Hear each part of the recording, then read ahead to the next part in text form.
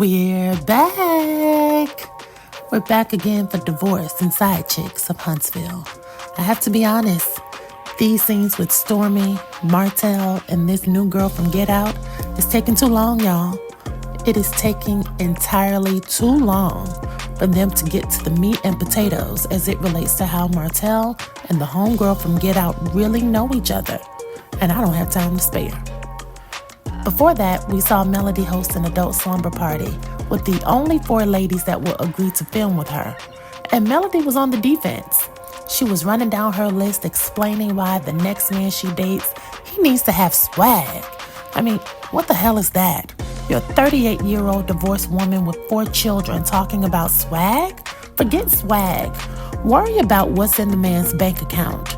She's complaining about dating men with missing teeth, and one was too tall, but then one was too short. Listen, if you don't pay attention to anything else I say, pay attention to this. The woman makes the man. The man doesn't make the woman. This is why the Bible says, "He who findeth a wife finds a good thing." Woman makes the man better. The Bible is the oldest cookbook we have out here. And on not one page does it even suggest a woman who findeth a husband findeth a good thing. So what if he is missing a tooth? If he is rich, he can buy another one. She's sitting at a table with a bunch of middle-aged women talking about swag. Baby, you can buy that. When you talk about swag, you're talking about somebody like Future. Somebody with 9 baby mamas and 12 kids running around here in different states. You're talking about a Nick Cannon, 14 baby mamas and 30 kids. I mean, come on, we have to knock it off. At this stage in the game, we need to be looking for men like Russell Wilson, especially because you don't have just 1 kid, you have 4. Stop with all this swag talk and concentrate on the bigger picture. The woman makes the man. And a woman can make a man better. A man can't make a woman better. Now sleep with that information. Make peace with it. Accept your path and teach it to your daughters. We're trying to break generational curses over here. All right now. We're trying to break the generational curses. Y'all heard that? Back there in the cheap seats. Please hit the subscribe button and turn on the notifications, baby. Take it to the intro. You bitches sitting here eating off of me right now as we speak, because all you gonna do is do your own fucking blog and then talk about me and put my name in the fucking thumbnail just like Sherelle. And you know what? You can eat a monkey dick just like that bitch. Fucking whack ass lace front you got. She wanted to be the Isha. That's what he needs to say. He needs to say exit. Get the fuck out of here, bitch.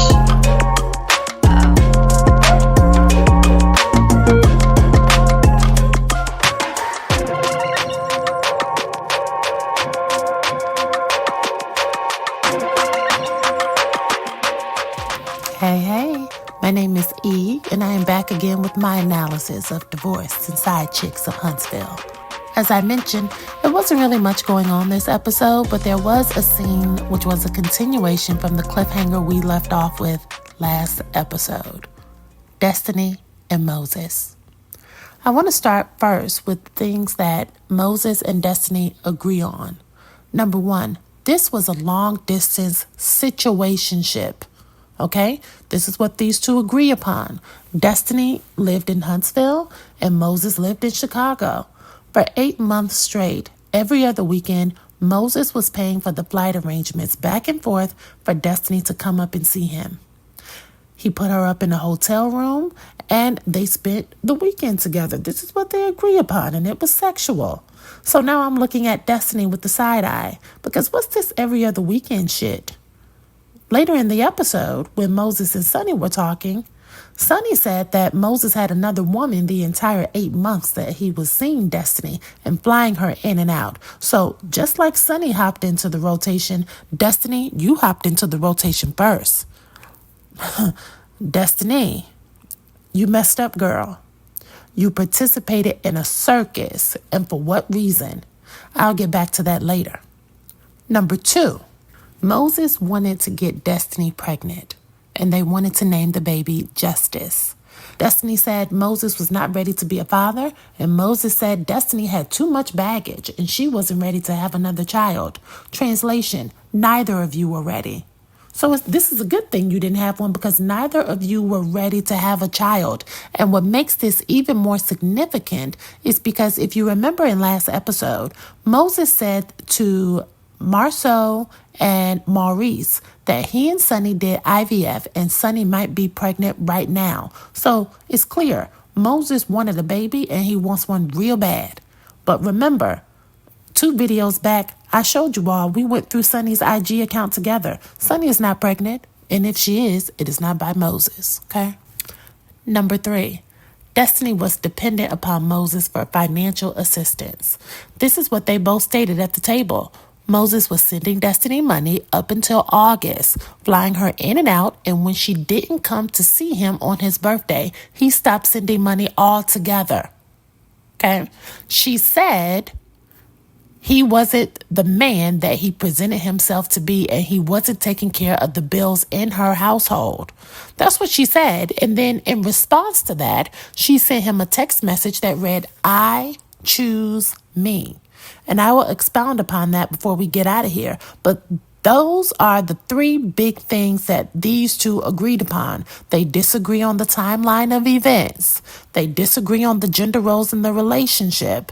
And they disagree how each of them came to know Sonny during the midst of their relationship. But the 3 big things they both agree on that was not working in their relationship are: 1, housing stability and distance; 2, family planning and values; 3, finances.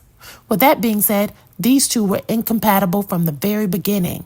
So when Destiny sat at that table and said Moses was trying to get her pregnant from day one, I don't know about you all, but I would have taken that as an act of violence, and I would have taken out an order of protection against him. How are you letting a man purposefully impregnate you who you admit was not ready to be a father? Cut the bullshit, Destiny. Now, the final scene with Moses and Sonny, or shall I say Dr. Nighttime. I think I'm going to call her Dr. Nighttime from now on. Carlos set the scene up for Moses and Dr. Nighttime to meet in the lounge area of whatever hotel they have these two staying at.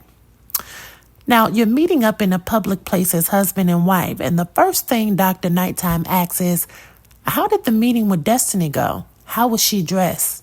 Did she have on some heels? Was she cute? Was her makeup done? Oh, I probably should have been there. Girl, Dr. Nighttime, you aren't even in this. And whenever somebody puts you in it, you get defensive and you say, oh, that's not my friend. I was just working. I was a pretty good producer. Girl, you're asking Moses if he thought Destiny looked cute. And in true male fashion, Moses declined to engage the question. I can tell you right now, though, the way Moses looked Destiny up and down when she walked into that restaurant, of course he thought she looked great, because she did. Destiny looked damn good, and Dr. Nighttime was oh so uptight. She was so bothered, and she was unhinged about it. And here's the key. When Moses said, when I went to meet with Destiny, I forgot to wear my ring. So I just want you to know that. Now. How convenient. So it was looking like y'all was on a whole date. Girl, this Negro with a too tight Hanes white t-shirt undershirt on, a tattoo around his neck, and a beard long as a CVS receipt, he ain't forget shit. So Dr. Nighttime is sitting here wearing her ring, and then she looked down and she see Moses ain't wearing his. Hocus pocus. You could see Dr. Nighttime's hopes and dreams flash before her eyes when she learned this dusty, crusty Negro was not wearing his wedding band. Her face was cracked from corner to corner, and as much as she has gotten on these own folks' camera and said how Moses had so many women in his contact log that he was humping on, this is when Dr. Nighttime finally realized for herself, I probably just fucked up right here. She knew it. If Moses wasn't faithful to any of his previous women, why in the hell would he be faithful to you right now? This takes me back to that I choose me text message Destiny sent Moses last August. That "I choose me" text message was a response to Destiny acknowledging to Moses that she knew she wasn't the only one.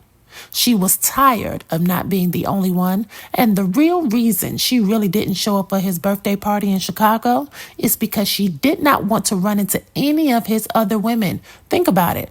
Why would she go to his birthday party when she's not even the main girl? Make it make sense. So when Destiny says she feels betrayed by Moses and that he and Dr. Nighttime moved foul, it's because Moses had probably been kicking it to Destiny the whole time, like he was going to leave his main girlfriend and start a serious relationship with Destiny. This is why she quote-unquote put in the work for 8 months. But Moses wouldn't pay all the bills he said he could. He was still lying, and then he had side chicks to his side chicks. So after all of the heartache and confusion on Destiny's part, Moses now pops up later, married to Dr. Nighttime. Ouch. Now, 2 wrongs don't make it right. Because Destiny, he had a woman who you backdoored and went around, and now Nighttime just did the same thing to you. It's no honor amongst thieves. But Dr. Nighttime is going to get hers, baby. Because she is married to a man and went down to the lab to get the IVF done, and this nigga don't even like wearing his wedding ring. What good is it being married to a man who has a known proclivity to cheat and he doesn't wear his wedding ring? I want to know, what was the tipping point for Moses to choose Dr. Nighttime? Out of all the girls in his rotation, and I don't want to hear anything about looks because, be clear, Destiny looks way better than Nighttime. Destiny outranks Nighttime in the looks category by light years. I really want to know, what drop of blood or plasma did Dr. Nighttime have to donate? What bills did she have to split? What money did she have to pay? What freak-off did she have to attend or recruit for to get this old man to marry her and do this IVF cycle? I really want to know that. Oh, and one last thing. Ken, the man dating the girl from Get Out. I find it very striking that he is taking such an active role in Trisha's daughter's life. You know, it almost comes across as if the girl from Get Out and her current husband, because they haven't even filed for divorce yet, so I have to say current husband. You know, her and her husband, it seems to me like they are using Ken as a live-in babysitter, because Ken let it be known in the previous episode that in his previous relationship, he grew very attached to that girl's daughter. And even to this day, even though they are broken up, that he still considers that child his own daughter. And I think the girl from Get Out, she recognized that Ken really wants to be a father. For whatever the reason, he doesn't have any children. But I feel like she's using this to her advantage. Because how the hell is Ken taking the girl from Get Out's daughter to the movies, taking her to the mall, taking her to father-daughter dances? He's spending so much one-on-one time with her kids without her being present or her husband being present. Why? Make it make sense. How are your kids spending so much time with your side dude? And when the man asked you at the dinner table if you really wanted to get married, she replied, see, that told me all I needed to know. What is this, what is this, See, that told me everything I needed to know. The girl from Get Out doesn't really want to get married. She wants to keep using Ken to pick up her kids from school, take her kids to the mall on the weekends and spend his money, and she wants Ken to keep paying all the bills, but she doesn't want to get married. Simple as 1, 2, 3. That girl is using that man with her talking through her teeth ass. See, I can't play these games with the divorce and side chicks of Huntsville. Carlos, if you ever see this video, I want you to recognize it right now. You Huntsville hoes, y'all are on notice. Y'all are on notice. Fucking leave, bitch. Don't nobody want you here. Haven't you figured that out yet? The people is on the screen and laughing at you. What happened to you? Come on, E.